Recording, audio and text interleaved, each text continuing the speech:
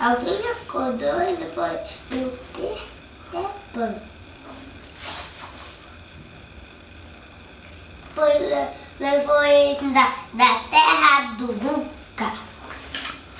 E depois Capitão Gancho, esse era Smith, o Capitão Gancho foi quase comido e ela quase derrubou com a bola. E depois contou eles.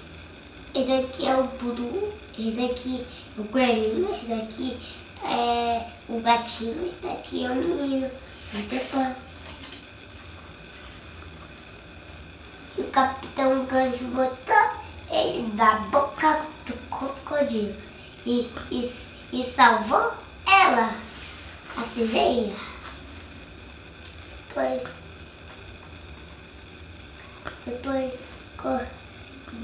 Depois ele capturou seus amigos.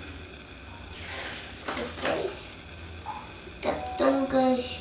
Depois o Peter Pan botou na boca jacaré. Depois ele viveu felizes para sempre. Muito bem, muito bem.